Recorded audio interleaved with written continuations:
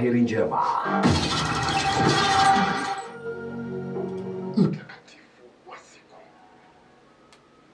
Na tarehe 3 ya mwezi Juni, kanisa la mkumbuka Mtakatifu Toma ambaye ni mtume na shahidi. Mtume Thomas ambaye jina lake kwa Kiaramaiki ni Tioma, ambalo linatafsiriwa Didmosi kwa Kigiriki.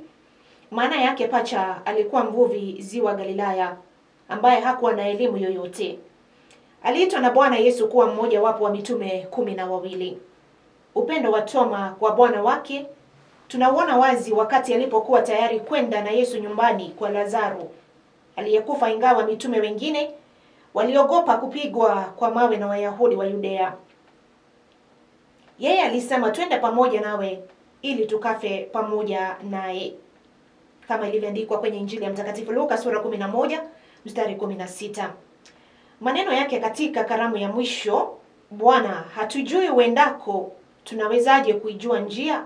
Injili ya Yohane sura 14 na mstari wa 5. Yalimfanya Yesu amjibu Tomaso, mimi ni njia, ukweli na uzima. Alikuja kuitwa Toma mwenye mashaka alipokataa kuamini ufufuko wa Bwana, alipoambiwa na wanafunzi wenzake. Yesu alipowatokea mara ya pili, Toma alikiri imani akisema, Bwana wangu na Mungu wangu. Ungamo hili la imani linatumiwa na kanisa wakati wa kuinua mwili wa Bwana katika ibada takatifu ya misa na wakati wa kuabudu Ekaristi takatifu. Baada ya Pentekoste, Toma alikwenda kuhubiri Injili Mede, Persia na India. Inasadikika kuwa alifika Kerala, India mwaka wa 52 baada ya Kristo. Kulikuwa na biashara na kati Syria na India. Katika mtaguso wa Nikea kulikuwa pia na askofu kutoka India na Persia, na mfalme Alfred Mkuu katika karne ya 9 alituma ujumbe kwa Wakristo wa Malaba. Mtume Toma alikufa Madras, na pale kuna msalaba wa kimiujiza wa Toma ambao waamini wa uheshimu. Wakati alipoishi Mtakatifu Yohane Chrysostom, kaburi lake lilikuwa Edessa, Syria, na baadaye masalia yake yalihamishwa Italia na Ureno. Mtume Toma ni msimamizi wa wachoraji na wajenzi.